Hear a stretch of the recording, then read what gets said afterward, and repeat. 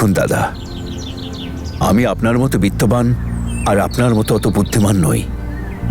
আপনি আপনার পরিবারের সিদ্ধান্ত নিচে নিয়েছেন, আর আমাদের এখানে তো সন্তানদের স্বপ্নগুলো বাড়ির মহিলারা বাঁচিয়ে রেখেছে, আর সিদ্ধান্তগুলো ওরা নিজেরাই নিয়েছে। জেসমিনের বিগড়নো আর ওর ক্যানাডা যাওয়ার স্বপ্নকে প্রশ্রয় দেওয়া, তার পেছনেও বাড়ির মহিলাদের হাত রয়েছে। আর সেই জন্য আমি আজ কাউকে দোষারোপও করছি না। আমি শুধু এই কথাই বলতে চাই যে আজ পর্যন্ত বাড়ির যা কিছু সিদ্ধান্ত সবকিছু স্বপ্নের ফানুস মনে হয়েছে, কিন্তু আজ আমি আবেগকে সরিয়ে রেখে হৃদয় থেকে নয়, বুদ্ধি দিয়ে সিদ্ধান্ত নিয়েছি। আমি অস্বীকার করছি না যে এই সিদ্ধান্তে আমার কোনো স্বার্থ নেই, কিন্তু আপনার ছেলের ক্ষেত্রেও তো একই কথা বলা যায়। যেমন আজ আপনি ছেলের সুখের জন্য আমার সামনে হাত জোড় করে দাঁড়িয়েছেন না, তেমনি আমিও আমার মেয়ের সুখের জন্য আপনার সামনে হাত জোড় করছি। দয়া করে এই বিয়েটা হতে দিন।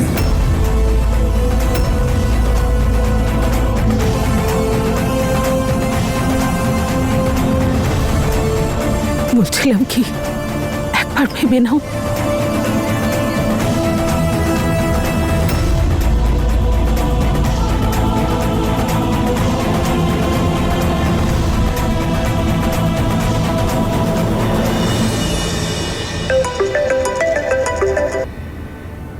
হ্যালো, আপনি কি রিপোর্ট পেয়েছেন? না, কোন রিপোর্টের কথা বলছেন? পেয়ে যাবেন এক্ষুনি, আপনি নিজেই দেখে নেবেন। মানে এমন কি আছে ওই রিপোর্টে? হ্যালো হ্যালো হ্যালো,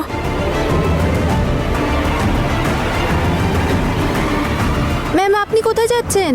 জেসমিন দিদি, এটা একজন দিল তনু দিদির জন্য। ঠিক আছে, তুই যা।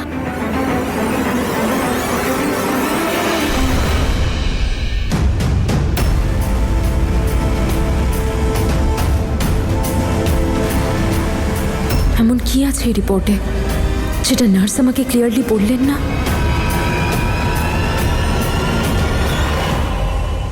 এটা তো আমার, তাই না? তাহলে তুই কেন খুলছিস? সরি তনু, তোকে এরকম দেখাচ্ছে কেন? কি হয়েছে? কি আছে এতে? সব ঠিক আছে তো? হ্যাঁ,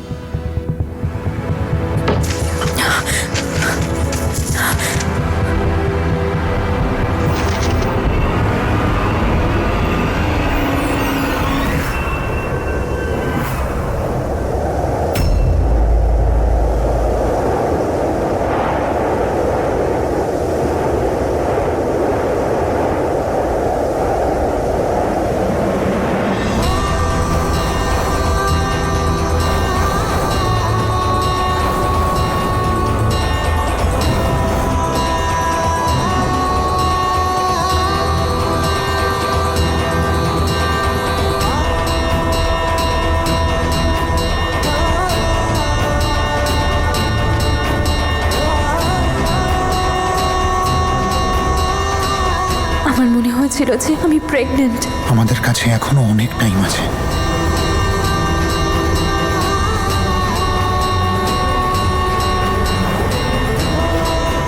আমায় বীরের সাথে কথা বলতে হবে। না, প্রথমে অঙ্গদকে সবটা জানাতে হবে।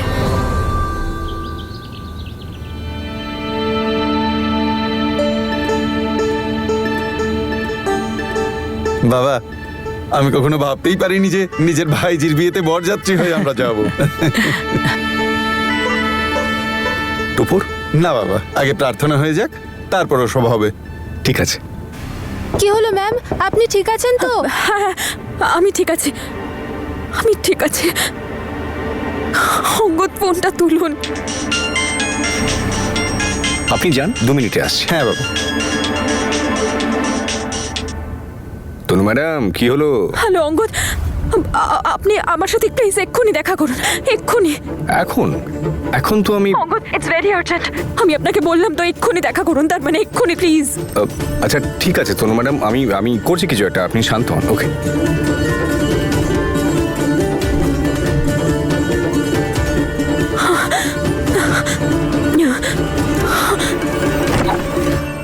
অভিরাজ, একটা হেল্প করবি ভাই? হ্যাঁ বলো না। ভাবছি আমি আর তনু বিয়ের আগে উপরওয়ালার কাছে প্রার্থনা করতে চাই। ওকে নিয়ে আয় না প্লিজ।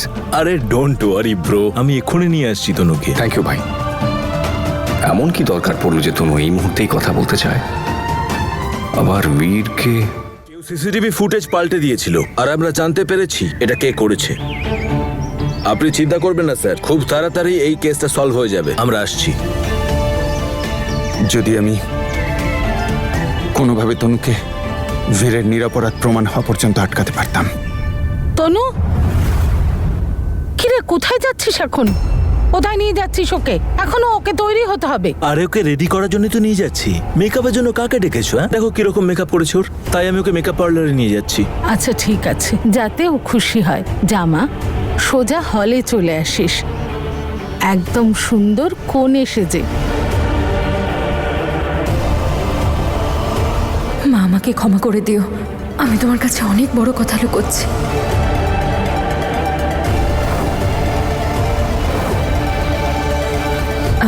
আমি আসছি। জামা,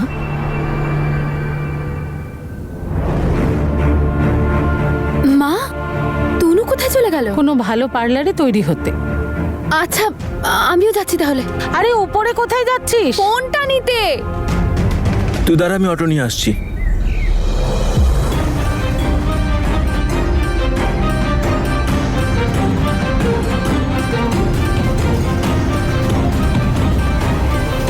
তনু,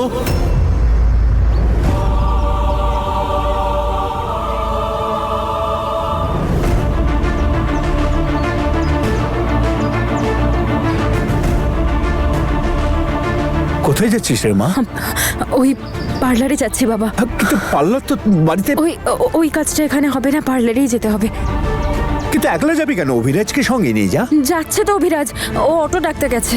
তনু, বাবা আমার খুব তাড়া আছে, আমি আসছি।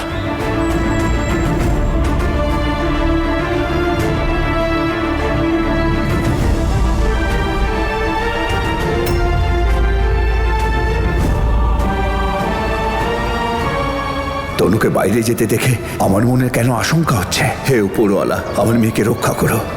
অভিরাজ তুই এখানেই থাক, তোর সাথে ডিরেক্ট ম্যারেজ হলে দেখা করছি। ঠিক আছে। চলুন দাদা। দুজনের মধ্যে একজনের মৃত্যু নিশ্চিত। কি হলো গো, তুমি ঠিক আছো তো? হ্যাঁ, কিন্তু আমি বুঝতে পারছি না কেন যেন অদ্ভুত একটা ভয় কাজ করছে। তোমার আদরের মেয়ে দূরে চলে যাচ্ছে তো, তার জন্যই এমন হচ্ছে। একবার অঙ্গদ আর তনুর বিয়ে হতে দাও, দেখো সব ঠিক হয়ে যাবে।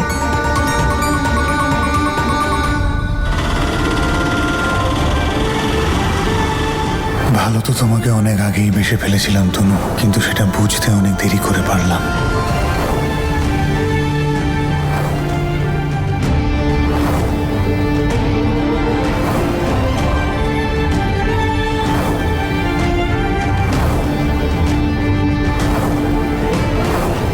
তুমি আমার তনুকে আপন করে নাও। তাহলে আমার আপত্তি নেই।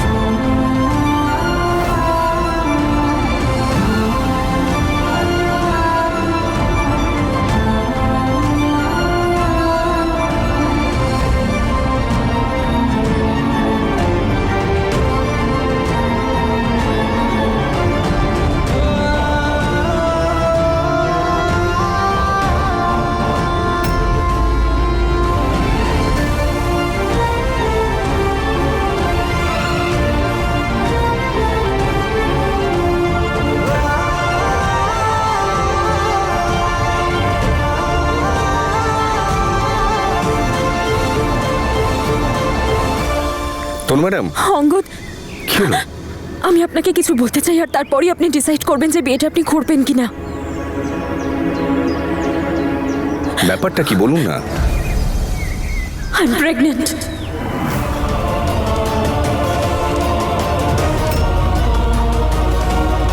আমি মা হতে চলেছি অঙ্গদ।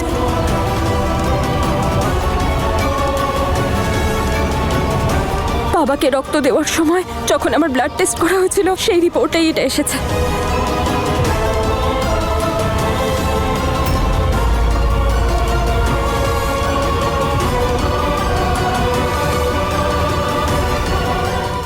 এখন কি কি কি করবেন আপনি? বীরের সাথে গিয়ে কথা বলবো। এই বাচ্চার বাবা তো ওই। আগে ওকে বলবো, তারপর সবাইকে। আপনি কথা বলুন, কি চিন্তা করবেন না। অঙ্গদ, কিন্তু আমরা এই বিয়েটা কি করে ক্যান্সেল করব এখন, কারোর সাথে কথা না বলে? ওহো, কি সিচুয়েশনে ফেসে গেলাম আমি। না হাসতে পারছি না কাঁদতে পারছি। এত খুশির একটা খবর পেয়েছি আর সেটা সেলিব্রেটও করতে পারছি না। আমি আমি কিচ্ছু বুঝতে পারছি না অঙ্গদ। আপনি শান্ত হন তনু ম্যাডাম। আপনি স্ট্রেস নেবেন না একদম, ঠিক আছে? এই অবস্থায় তো এমনিও স্ট্রেস নেওয়া উচিত নয়, তাই না? আপনি শুধু হালকা মনে সবকিছু গিয়ে বীরকে বলে দিন। আর মণ্ডপের সময় মতো পৌঁছে যাবেন। আমি আসবো না, বিয়ে নিজে থেকেই ভেঙে যাবে। কিন্তু বাবাকে কিছু... আমি কথা বলবো ওনার সঙ্গে, ঠিক সময় মতো ওনাকে খবর দিয়ে দেব, বুঝিয়ে বলবো, সব ঠিক হয়ে যাবে, চিন্তা করবেন না।